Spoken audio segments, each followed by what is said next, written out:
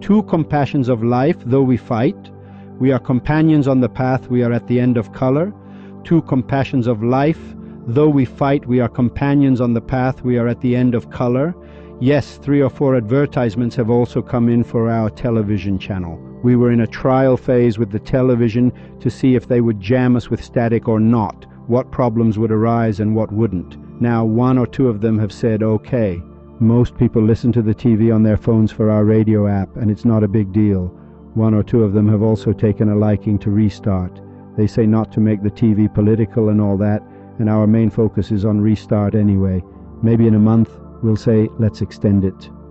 We are always thinking, let it be there so you guys can start listening to the Restart programs, those of us inside and outside the country. And now this is also clear, 45 restarts, we are at your service for 45 episodes. Love is fire, as Hafez proclaimed. It's explained very clearly, as Sheikh Baha'i also says. Anything other than the spirit of the beloved was wrong. Whatever we did besides this work was wrong. Only love for that being can save you and me.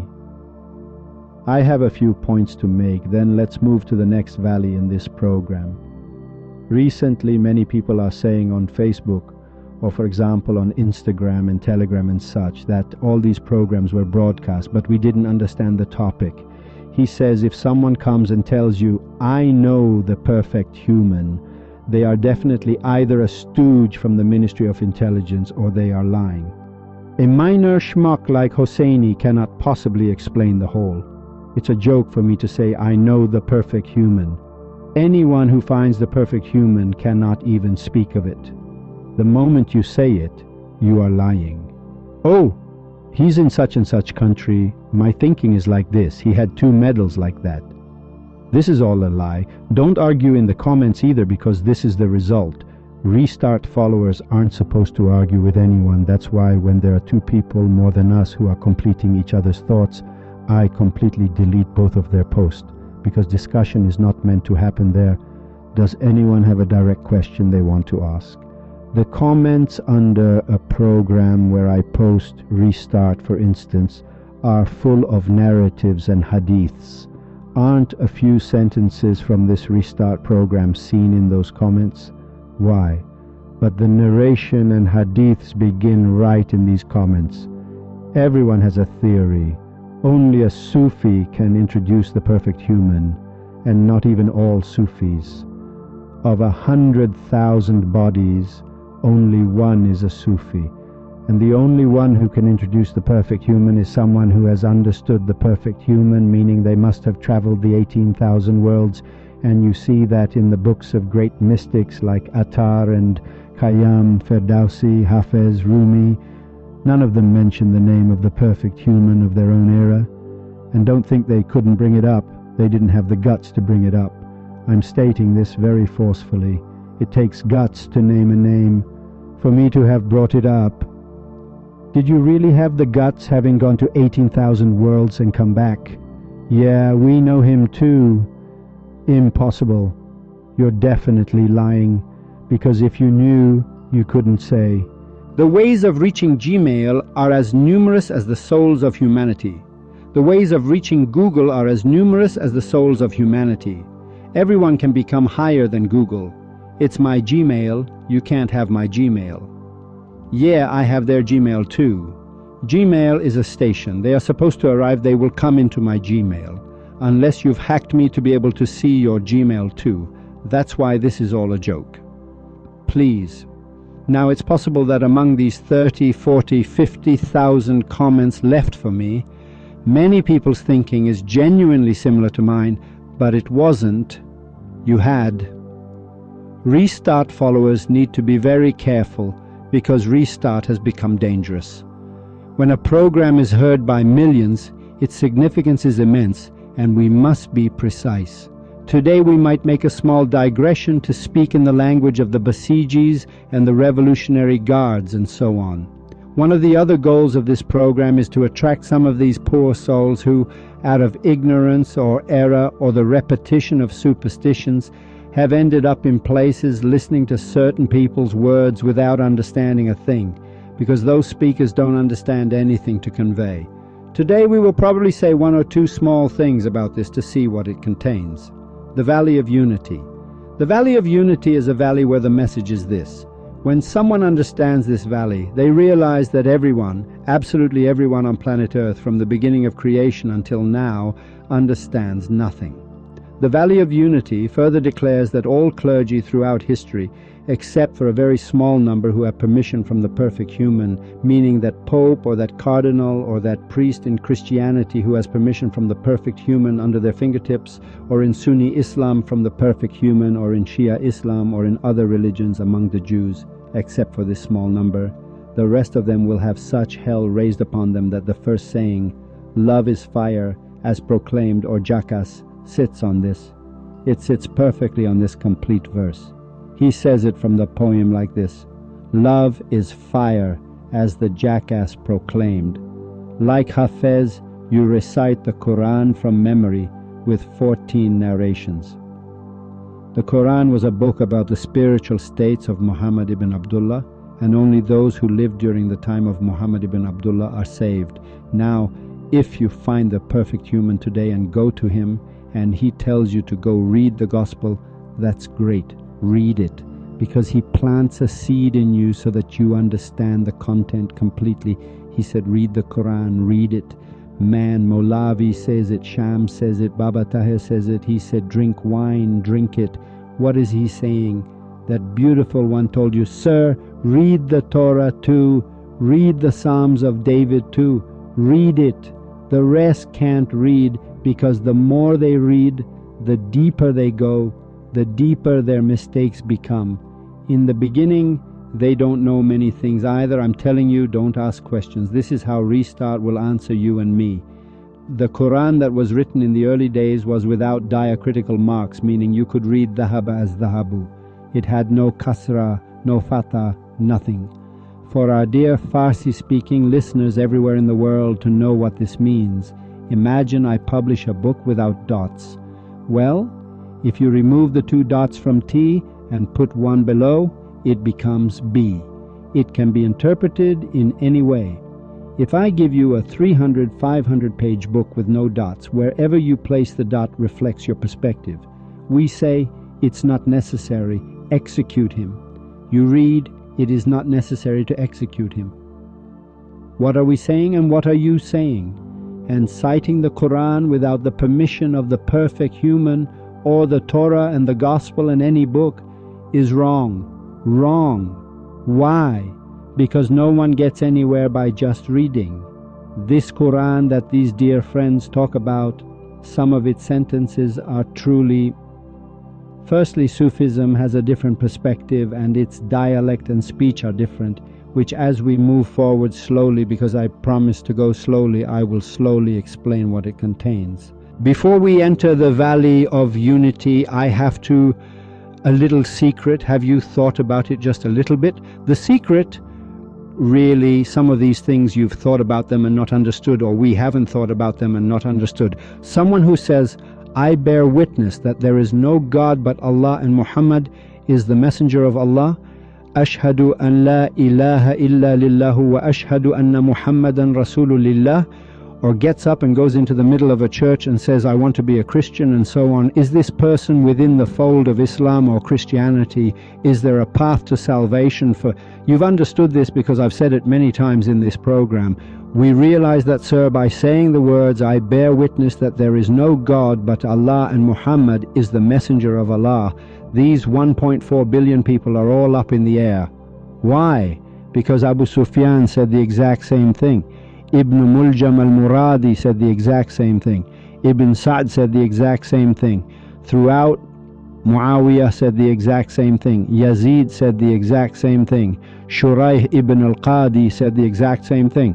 Talha said the same thing. Zubair said the same thing. Salman said the same thing. They all said the same thing. The program is that good or bad makes no difference. And why do you say they are in hell with the words Ashhadu an la ilaha illa lillahu? Зрение вы говорите, что вы входите в fold of Islam, and vice versa. You haven't paid attention to this, vice versa. He says, I don't believe in God. He doesn't believe until the last second of his death. it's not certain that this person will go to hell. Just as you say, Ashhadu an la ilaha illa lillah. Zrenia, it's not certain that you will go to heaven. You didn't understand this. Let Hegel say whatever he wants to say. You'll understand at the moment of his death. Until the moment of his death, it will become clear what this person were used to it. We unfortunately have so many psychological problems. A man like Edison came and invented electricity, and he's put on the same level as an Ayatollah. Someone else came and studied ants. Another one, I don't know, Mendeleev, now these are mystics, came and drew a table. We consider all of them infidels because they had a glass of whiskey. There is no God, so he's right. All the people who, until the last moment of their death, say, "Sir, we are infidels. There is no God. There is no God." At the last moment, that's correct. It's also not known what their station is, because it's not about words and chatter, it's about the beginning of a state. Neither the Christian and the Muslim are in a state of beginning, nor is the one who says God doesn't exist. Your fight over these thousands of years has been the most ridiculous kind of fight. Neither of you has seen anything, and you keep fighting. And the difference between you and the godless is that these godless people at least explained the verses and signs from the books, an explanation that you did not understand. Badly, you did not understand this explanation. Badly, you did not understand this explanation. Unity tells us that the clergy of all religions are hell-bound. Why? Because at this moment, as I am about to explain the valley of unity, you can finally say, Kul huwa lillahu ahadun. Say, He is Allah, the One. There is no God but Allah. La ilaha illa lillah. Until you understand this unity, you won't understand. The valley of unity has no middle ground. This is the important point. In this unity, you are either in the sludge or you are saved. The valley of unity has absolutely no middle. Meaning, if I tell 2 lies, gossip twice, drink 4 times, pray 4 times without permission, and do 2 Imam Hussein things without permission, I'll get slapped twice. And 2 snakes, as you say, will come into my grave, and 2 pressures and 2 kicks, and then I'll go to heaven. But in the valley of unity, you have no path to success. You are either in hell or in heaven. That's why all those who do not accept the unity of being, all the clergy in the world who do not accept the unity of being, that is, those who are Aristotelian instead of Platonist, all of them are called into question with this very valley of unity of Attar. Meaning the valley of unity of Attar was stated for this reason. Meaning Attar put this out to question all the clergy of the world. There are other secrets in it that we will slowly pay attention to. After this valley of unity comes the station of solitude and abstraction. Solitude comes to you, meaning Sufism and mysticism. In one couplet it explains Sufism and mysticism. It says, after this valley, the valley of unity is a station in which there is Sufism and mysticism, solitude and abstraction. A type of Sufism and mysticism. Meaning, if you want to see the definition and concept of solitude, it means to withdraw, to take a corner, to distance oneself from people, to become a jurist. If we mix up Mr. Hosseini Jan and Hosseini, then let them call this the valley of the jurist, for example, or let them say, we are the Pope. We are the Pope, we are the valley of the jurist. All religions have a valley of the jurist. The rabbis have it, meaning the Jews have it, the Christians have it, and the Muslims have it too. It says becoming a jurist is in the valley of unity, in this valley, meaning anyone who claims to be the guardian jurist must have passed through this valley, meaning he has passed the valley of love, past knowledge, past this valley, past contentment, and has reached a valley called unity. Can he become a guardian jurist then? Number. He has to have been given permission. For this reason, the conditions for a guardian jurist throughout the world, throughout the entire world, even the Pope, is to be obedient to the Master's command, meaning they must have certainly seen that beautiful one and received direct permission from that beautiful one. It says after this valley of unity, the station of solitude will come to you. Abstraction will come to you. What does abstraction mean?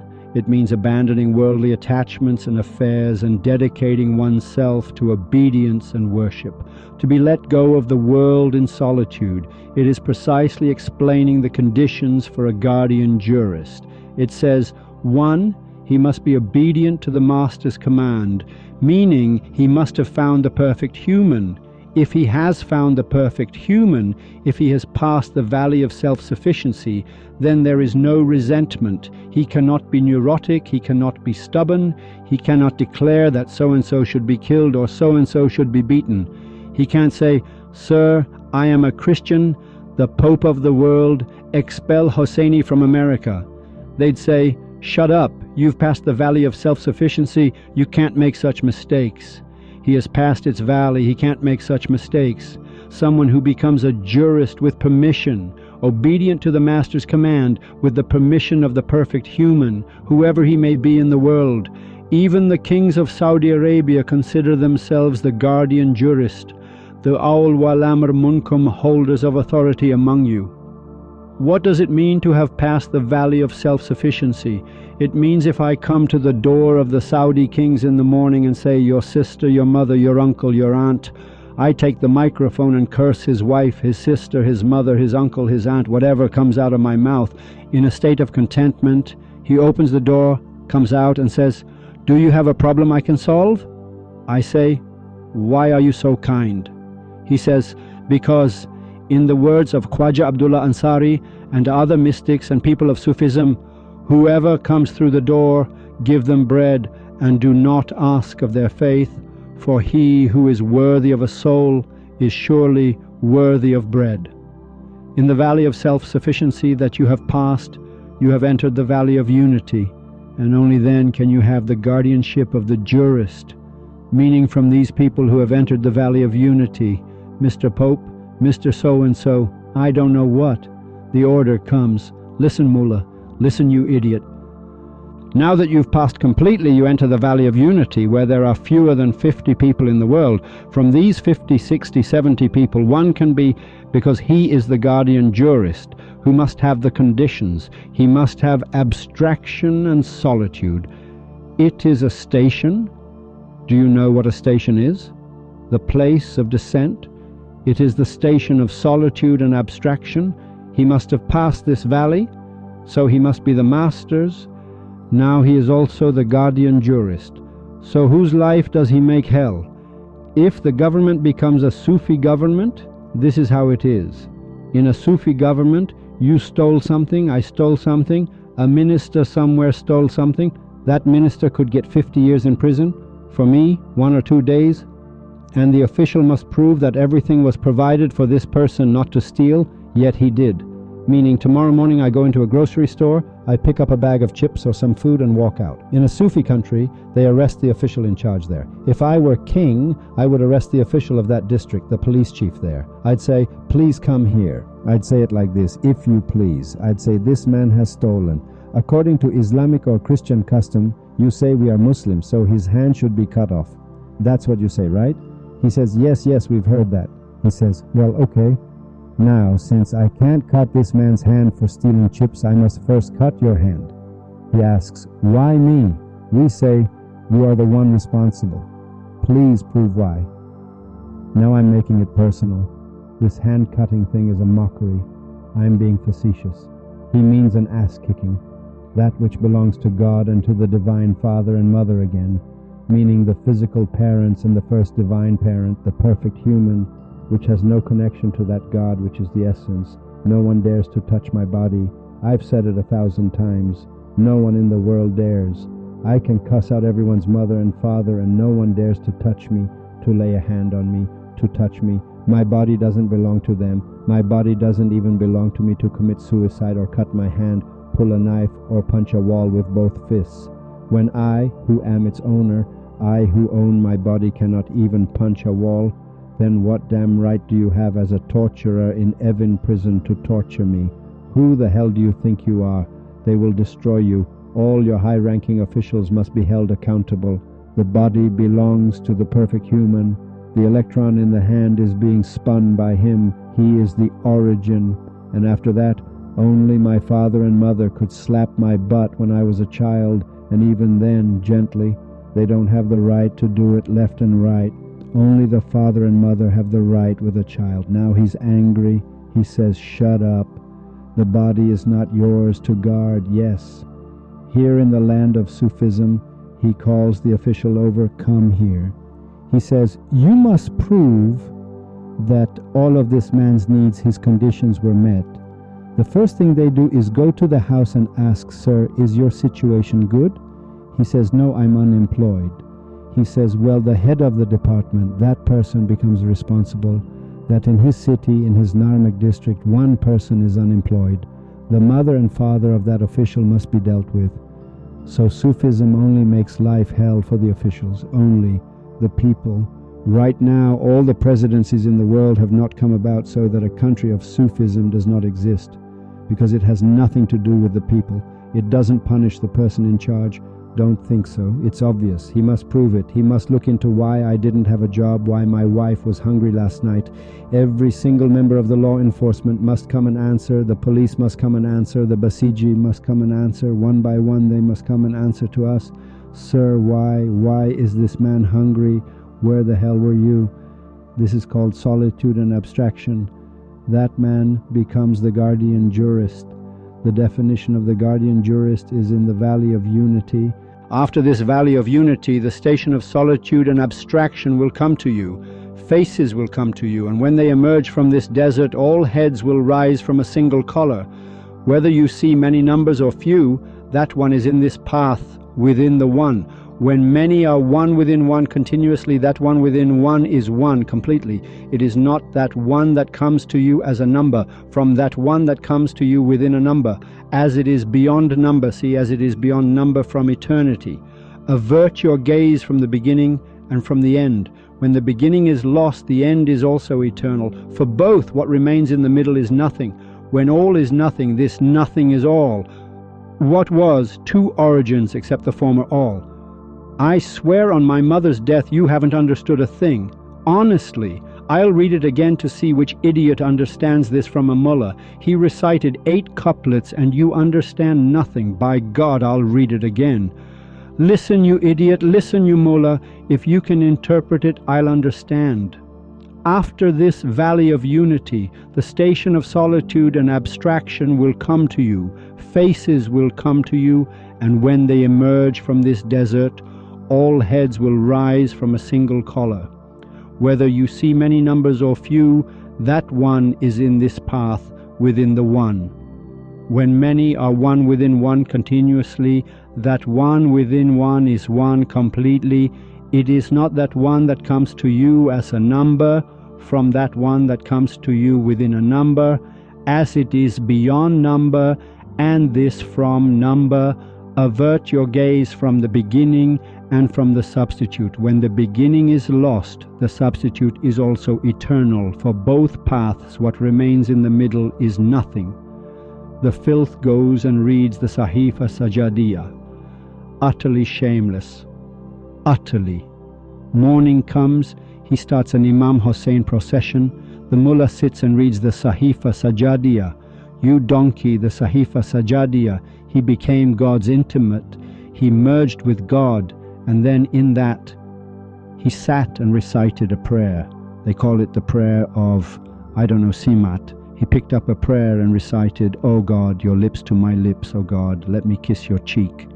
You know what it's like? It's like me going to Tehran tomorrow, to the house of this Qasem Soleimani guy, the one who goes around, the martyr of, the defender of the shrine, and I go into his house and steal a kiss from his mother's cheek. You'd say, you put my mother to bed and stole a kiss. They say, your father ate this shit too. They say, Haji Hosseini, if my father kisses my mother's cheek, he is her intimate. You shameless bastard, how were you in my mother's bedroom stealing a kiss from her cheek? So if he recited the Sahifa Sajadiya, he was an intimate. He was lip to lip with God. That's why he said those things. You moron. I go and he sits there, I don't know, reading the Dua Kumail. You cow, he has become an intimate. He has merged. It's like you as Obama's best friend saying, Obama, hello, would you please kiss me? Then the commander of the Revolutionary Guard comes and says, Obama, kiss me? You read Kumail? You sit and read the Dua Kumail without the permission of the perfect human? They play the dawn prayer. They sit in the first row and the Arab will take your aunt, this cow, and he reads it in Arabic so you don't understand a thing.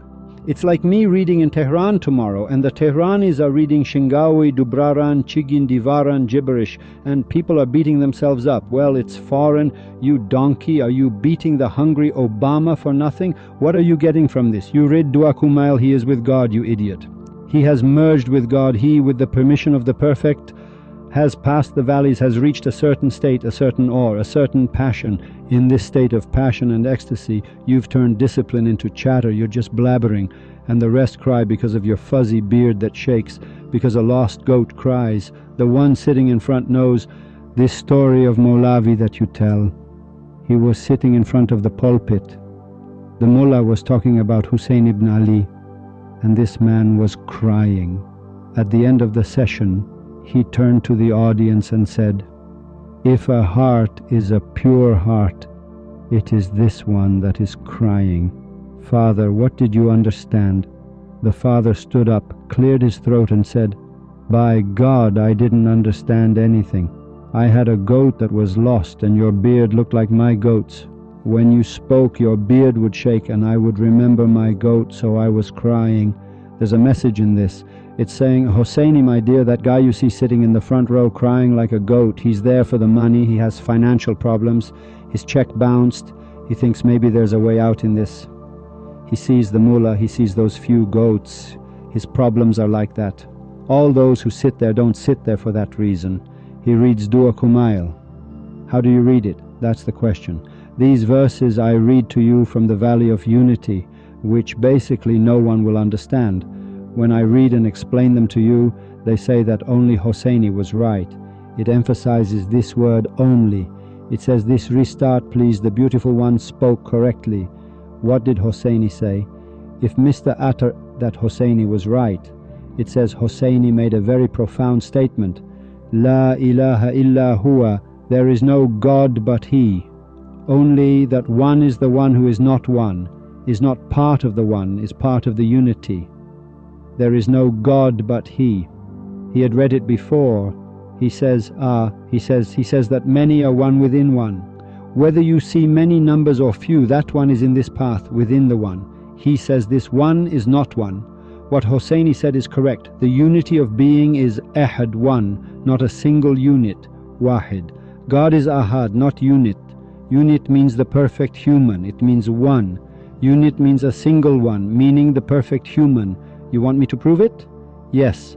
Mr. Istamdi, for those who make claims and sit around interpreting for yourselves, you do Dua Kumail, and then you interpret the Quran too. Go to Surah Ra'd. Your verse 15 is written there too. It says, Kul man Rabbus samawati wal ard. Say, who is the Lord of the heavens and the earth? It's asking a direct question, very clearly. Say, who is the Lord of the heavens and the earth? As I begin this, see my beautiful one says, if the idol maker knew what the idol is, he would be certain that religion is in idol worship. He says if the one making the idol understood the concept of the idol, he says, if the idol maker knew what the idol is, he would understand that religion means restart, is precisely in idol worship. Ali is God. God, Ali, Father, Son, Holy Spirit. If you see units, if you see numbers, you've understood nothing. But if you see this Father, Son, Holy Spirit in the one Ahad, then the Christians are completely right. The Son is God. It's completely correct. Jesus is the Son of God. It is blasphemy in chatter. It is blasphemy. In the state of passion, whatever he says is correct. I want to say that don't just think that Sufism came and explained in the Muslims' Quran so that these 1.4 billion people who are dull-witted, not sharp-witted, I am the dull-witted one, let them be sharp-witted, or that it didn't just come to explain some verses in the gospel so that these 2-3 billion Christians, I am the dull-witted one, let them be sharp-witted, or that it didn't just come to explain the Torah. It has explained it everywhere. A clear question, verse 15 of Surah Ra'd asks, say, who is the Lord of the heavens and the earth? It answers itself, meaning it itself says, قُلْ مَنْ رَبُّ السَّمَاوَاتِ وَالْأَرْضِ. Say, who is the Lord of the heavens and the earth? And he himself says, and say, Allah. وَقُلِ اللَّهِ. And he said and say, it is Allah, meaning the perfect human. Alif, Lam, the idol. Ilah. If he has made an idol, it means he who understands what an idol is, this very Alif and Lam is the idol. The definite article, Al and Lam, made it a specific idol. It says, say, who is the pulsating Lord of the heavens and the earth? It says it is the perfect human. It itself says, say it is the perfect human. Say it, then have you taken besides him protectors? Now what is the reason for my statement? It says, then say, have you taken besides him protectors who possess no power to benefit or harm even themselves? It's saying, you who know that the perfect human is the creator of space and time, you then go and suck up to the underlings of the king of Saudi Arabia for money. You're looking for other masters. The Arabic doesn't matter. It says master. It uses the word vali. It says, besides the perfect human, you have taken another. Here it doesn't say who is the Lord of the heavens and the earth. It says it is Allah. It's done with just one word. It says, then why don't you understand, and instead of clinging to the rope of Allah altogether, hablallah jami'an, as you yourself say, to touch this specific rope, Mr. Christian, Muslim and Jew, you've created a religion of Islam, a religion of Kumail, a ridiculous religion, and you make claims too. So in every age a master is standing. You don't listen. Vali means the first one. So in every age there is one of these first ones. You don't listen. It's saying it clearly within it. Instead of listening to the words of this perfect human, you have clung to others for the sake of money, position and power, and you have imagined partners for this Allah. You create partners for him, thinking their creation is the same. What does it say at the end? What's interesting at the end? And he is the one, the overpowering. وَهُوَ الْوَاحِدُ الْقَهَارِ. And he is the Vahid, the one. The word Vahid is with he is the one. The word is that same being, meaning the world was created in the form of a human, the perfect human, and it directly says, I did this. In your Surah Ra'd, as we go higher, it says, and for every people there is a guide. وَلِكُلِّ قَوْمٍ هَادٍ. Verse 6, every nation has a guide, Hadi, a Mahdi. For every people a guide. Every nation has a guide, a director in the universe. It has a Mahdi. Had means guide, Hadi meaning Mahdi, meaning the Imam of the age, meaning master, meaning elder, meaning mentor, meaning pole, meaning Messiah, meaning prophet, meaning seer, meaning whatever, Imam of the age, whatever you call it. For every people there is a guide. Every nation has an Imam of the age. It explains it so beautifully. So what do you want to explain? The Quran doesn't belong to you to explain. Here it says, when many are one within one continuously, that one within one is one completely. This is the same story of the jug that I told in the previous program, where Rumi told Shams, go bring water from over there. He said, there are 2 jugs, from which one should I bring water? He said, there is only one. He said, there are 2. He said, break one of them and bring water from the other. He went and broke one and saw there was only one jug. He said, the duality goes away when this first one in your eyes is crooked. This is how we understand. As it is beyond Ahad, the one essence, it explains it beautifully here. As it is beyond Ahad, and this from number, avert your gaze from the beginning and from the end. When the beginning is lost, the end is also eternal. For both, what remains in the middle is nothing. When all must be nothing, this nothing is all.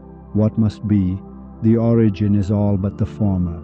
It is beautifully explaining the difference between Vahid, the single one, and Ahad, the essential one. It says Vahid means the perfect human, Allah means the perfect human, and Ahad means Huwa, meaning the essence of God, which cannot be spoken of at all. Now look how idiotic we are. We've even studied this in our high schools. Let's see, we Muslims have psychological problems. We categorize unity. Why? Because they kept reading the Quran, reading the Hadiths and so on, and saw they couldn't define unity, which we have now started its valley. What did they do? They said, sir, unity has several types. Unity of actions, unity of essence, your subject of attributes, for example, unity of worship. Why? Because they said, in the name of God, the most gracious, the most merciful. Gracious and merciful are attributes. For this reason, we can't solve it anymore. This means that gracious and merciful must be names of Allah, not God Himself. They couldn't find an answer, so they said, this is the unity of attributes, meaning you must accept that these attributes belong to God. The definition of unity of essence was clear. What does it mean? It means unity belongs to the essence. The essence of God is also not visible. This they can define. They also came up with unity of actions for the things that have been done. They came up with unity of ownership, unity of lordship. Because they couldn't find a way to make it work, because they were stuck. It was such a mess, they couldn't differentiate. So they said, well, the best thing to do is, let's categorize. These are Japanese, these are Italian. They couldn't distribute humanity. They said, well, these are all white, those are black. They didn't know. Yeah, I think those are African. What are these red ones?